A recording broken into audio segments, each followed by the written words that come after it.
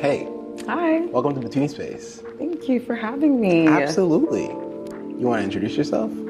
I am Tanzania James, and I am the designer, creative director of Heaux. Heaux is a capsule collection. It's my ode to sex workers and sustainability and just bringing to light what sustainability means. It can mean more things than just being conscious of what you wear, but just sustaining yourself, sustaining your spirit. Originally, my inspiration came from traveling actually and like thrifting pieces, and I would thrift a lot of things that wouldn't fit me. I just would love the fabric. I'm a huge thrifter, and I'm always looking for old and new pieces to add to my collection. So it started off as that, and then it became me traveling and sourcing fabric from different small shops and like different places that I would go. There's like this regality to a woman when she's on a trip and she's like feeling good, she's feeling sexy, and just kind of like taking care of herself as well, because I think that travel is really important for your mental health.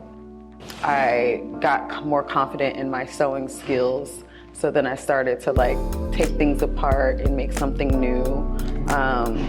I'm really big on just like being socially responsible with my closet and the things that I wear. So that was what inspired it. And growing up, I actually had a lot of friends that were in sex work. I was a model prior to designing. Okay. And so the name actually came from me just honoring them, because I feel like a lot of the inspiration that's on the runway today is inspired by provocativeness and feeling sexy, and a lot of sex workers kind of hone in on that. Right. So I wanted to honor them in a way where it's tasteful and it's beautiful.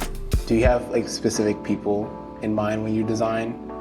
My friends. I'm always inspired by my friends. A lot of my friends are artists. A lot of my friends are models, creatives, and just moms. Yeah, I really think about my friends and like to imagine them in it, or like imagine myself even like trying to create this version of like my best self that I can imagine, and create pieces that I would show up as that person in. So it's not only sex workers that inspire? Yeah, not only sex workers. I mean, anybody who is sustaining themselves through their work, growing through their work, and learning through their work.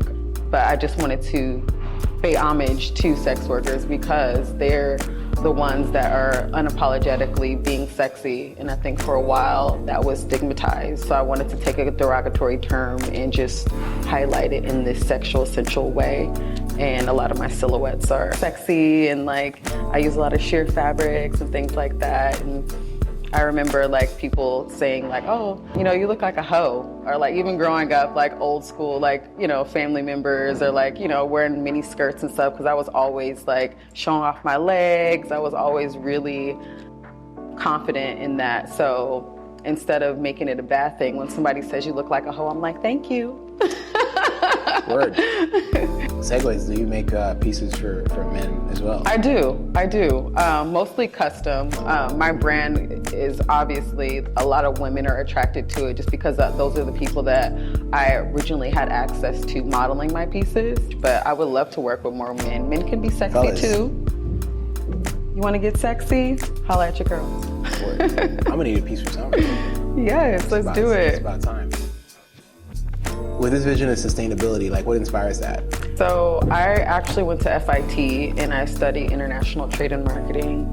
And through my studies, I would research a lot of things that were happening in factories with like people outsourcing in other countries, and they weren't taking care of the people that were actually creating the garments. And fast fashion was really on the rise when I was in school. I obviously wanted to stay in fashion, but I wanted to be more conscious in the message that I'm sending. So that's what got me into sustainability and just kind of talking about it more, because a lot of people don't think they're being sustainable, but it's like growing up, if you didn't have a ton of money, you were sustainable because you were getting those hand-me-downs. You were, you know what I mean? You were shopping at the thrift store.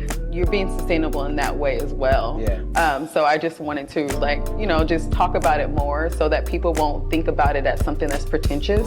With a lot of the corporations trying to hop on, it's added this kind of like pretentious taste in like a lot of people's mouths. It's like, oh, you know, you think you're better because you're being conscious, but it's like, no, you're also conscious. You just don't know what it means. I'm really inspired by patchworking, so I think that putting these separate pieces together to create something that's special was like a really big focus for like just the inspiration.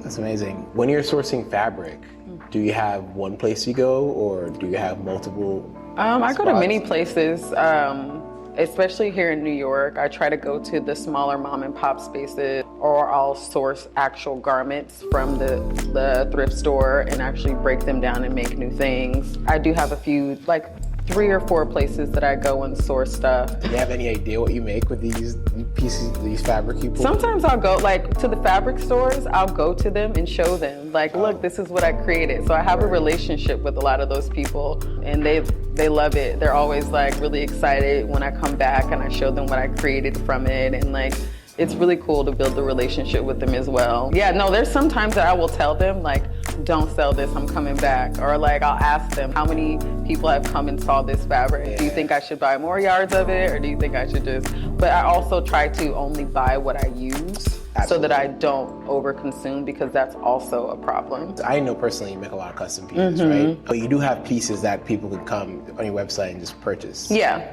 Okay, so like, how do you not make too much pieces, or too many pieces, I should say? It's really because I only buy a certain amount of fabric, so it's like once it's done, it's done. I try not to buy any more than 4 yards of fabric at a time, so I'm not just hoarding fabric. There are times where I like love things and I'm like, I don't want to make anything with this yet. Let me just sit with it for a while, let the inspiration come in. A lot of this is capsule, so it'll be like 5 things. I just recently dropped some jellyfish tops, and I only made 5 of them. And it's like, once that's sold out, you can ask me to make a custom order for you if you like it. However, I'm not gonna overproduce, because it's also not sustaining me, because it becomes too much on me, because I do everything myself. So I try to put a cap on it and just have some boundaries for myself as well. How do you decide what size to make? So a lot of the times I have sample things that I recreate again. So the same silhouette, I play around with at least 4 silhouettes that I'm like, okay, these are my staple silhouettes that I always use. And then I go off of me as well, because I like to wear these things. So I'm like, let me create something that's like small, medium, medium, large. So that way there's more than just me being able to wear them, but I can also get a little wear in. For anyone that ultimately watches this, that might be an up and coming creative that wants to do exactly what you do or something similar, what words of advice would you give them? I would say to first figure out what it is that inspires you, and then create a plan, because I think that, especially with the pandemic, there was an influx of entrepreneurs, and like everybody wanted to have their own brand. However, there's a lot of work and a lot of things that you need to know before you start it. Definitely create a business model first and decide what your restrictions are. It can happen fast and you can get like really successful really fast, but if you haven't set any personal boundaries and like a structure, it can get overwhelming. The one thing about your brand, it's very special, and I think it shows in all your pieces, you know, like they're all like one-on-one pieces. Yeah, pieces, they all are. So like, they stand out. Thank you for collaborating with us and being here. I'm excited to see where you go. I've been a fan for years now, and I think it's only up from here. I think with your energy, your passion, it shows. And thank you so much. You're already winning, but I can't wait to see where the future brings. Yes, scaling up. Well, we're excited to announce that your pieces from Heaux is going to be here at Between Space for the month of June. And it's going to be open not only to people like myself, all photographers or creators that book the space would have free access to the pieces. So, but these are here, so if you want to test shoot and try them out, we'd love to have you. Come forth, come use, come see, come promote. Tanzii is the greatest. Thank you. Come home.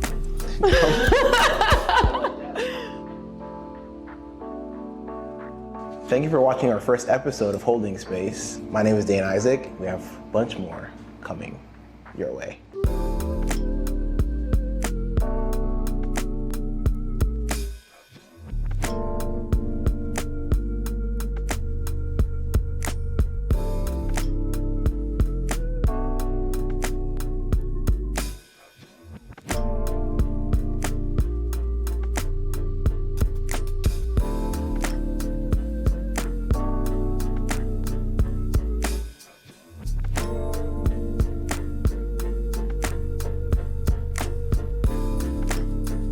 that.